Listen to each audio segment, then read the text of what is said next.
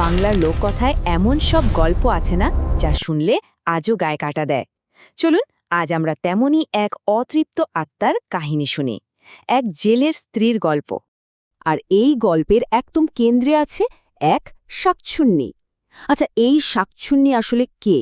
বাংলার লোককথা অনুযায়ী শাকচুন্নি হল এমন এক বিবাহিত নারীর অতৃপ্ত আত্মা, যার সংসার করার স্বপ্নটা হয় পূরণ হয়নি বা পূরণ হয়েও হারিয়ে গেছে।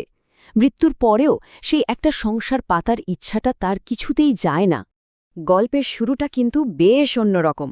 এখানে আমরা দুটো একাকী প্রাণের কথা বলবো। তাদের জগৎ দুটো একদম আলাদা, কিন্তু মনের ভেতরের ইচ্ছাটা হুবহু এক।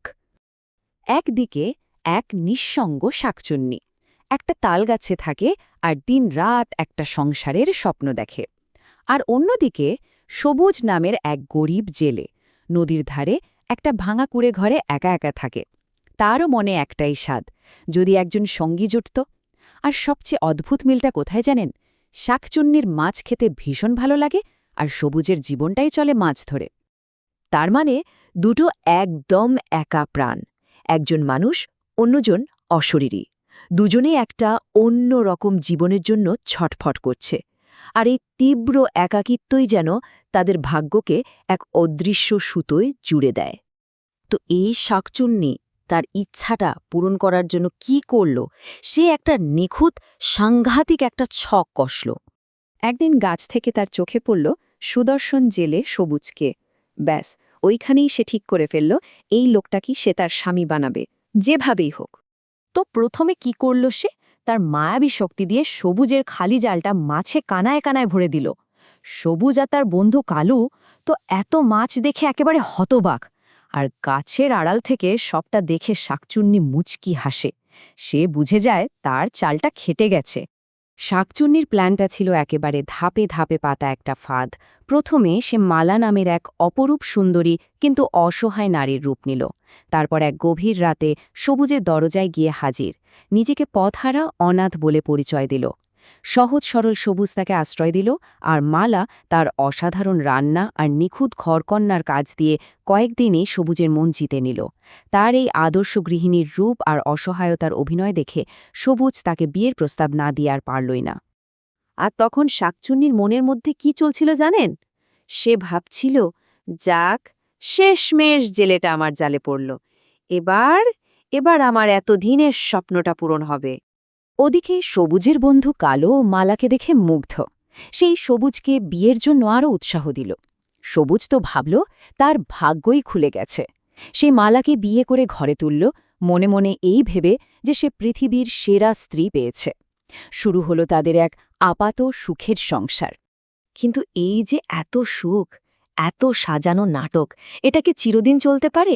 চলুন এবার গল্পের সেই পর্যায়ে যাই যেখান থেকে এই সাজানো সংসারটা তাসের ঘরের মতো ভেঙে পড়তে শুরু করে।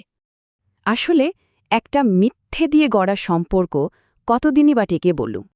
আর এই গল্পের মোড়টা ঘুরিয়ে দিল কি জানেন? পদ্মার একটা বিশাল টাটকা ইলিশ মাছ। একদিন সবুজ খুব খুশি হয়ে মাছটা উপহার হিসেবে বাড়ি নিয়ে এলো। ওই টাটকা ইলিশের গন্ধটা না নাকে যেতেই ব্যাস, মালার ভেতরের আসল সত্তাটা, সেই শাকচুন্নির আদিম রাক্ষুসে খিদেটা আর চেপে রাখা গেল না। এতদিনের অভিনয়ের মুখোশটা এক মুহূর্তে ছিঁড়ে পড়ার উপক্রম হল। সবুজ কিছুক্ষণ পরে রান্নাঘরে ফিরে এসে যা দেখল, সেটা দেখার জন্য একদমই প্রস্তুত ছিল না। সে দেখল তার প্রিয়তমা স্ত্রী মালা দুই হাতে কাঁচা ইলিশ মাছটা ছিঁড়ে ছিঁড়ে খাচ্ছে।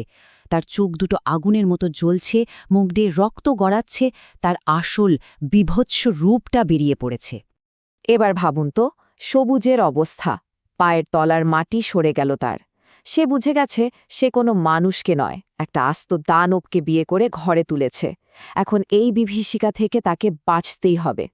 প্রথমে তো ভয়ে আতঙ্কে সে কোনো মতে ওখান থেকে দৌড়ে পালালো। সোজা চলে গেল তার বন্ধু কালুর কাছে, তাকে সবটা খুলে বলল। অন্য কোনো উপায় না দেখে তারা দুজন সাহায্যের জন্য গ্রামের এক নামকরা কবিরাজের কাছে গেল। এই কবিরাজরা হলেন গ্রামের সেই সব ওঝা বা বৈদ্য যারা এই ভূত প্রেত তন্ত্রমন্ত্রের বিষয়ে জ্ঞান রাখেন। কবিরাজ সবটা শুনে একটা উপায় বের করলেন। তিনি একটা শাড়ি দিলেন, যেটা শক্তিশালী মন্ত্র দিয়ে জাগানো। প্ল্যানটা ছিল কোনোভাবে ছলনা করে শাকচুন্নিকে এই শাড়িটা পরাতে হবে। আর কাজটা করবে কালু। সে বলবে এটা তার তরফ থেকে বিয়ের দেরিতে দেওয়া উপহার। কালুর কাছ থেকে এত সুন্দর একটা উপহার পেয়ে মালা তো খুব খুশি। সে আর এক মুহূর্ত দেরি না করে শাড়িটা পরে ফেলল। আর ঠিক যেই না পরা, সঙ্গে সঙ্গে সেই ভয়ঙ্কর মন্ত্র তার কাজ শুরু করে দিল। মন্ত্রপুত শাড়ির আগুনে যখন তার শরীর পুড়তে শুরু করেছে, যন্ত্রণায় ছটপট করতে করতে সে সবুজের দিকে তাকিয়ে আর্তনাদ করে বলল, বিশ্বাস করো, আমি সত্যি শুধু তোমার সাথে একটা সংসার করতে চেয়েছিলাম। ওই মন্ত্রের আগুন তাকে পুরোপুরি ছাই করে দিল। কিন্তু ছাই হওয়ার ঠিক আগের মুহূর্তে শেষবারের মতো তার সেই অতৃপ্ত ক্ষুধার্ত রূপটা বেরিয়ে এলো। এভাবেই সবুজ তার এই ভয়ঙ্কর বিবাহিত জীবন থেকে মুক্তি পেল। কিন্তু গল্পটা শেষ হলেও একটা প্রশ্ন কিন্তু থেকেই যায়। ওই শাকচুন্নি কি শুধুই একটা রক্তলোভী দানব ছিল, নাকি সে আসলে ছিল চরম একাকী একটা আত্মা, যার একটা সংসার পাওয়ার তীব্র মরিয়া ইচ্ছায় তাকে শেষে দানবে পরিণত করে দিয়েছিল? ভাবনার বিষয়, তাই না?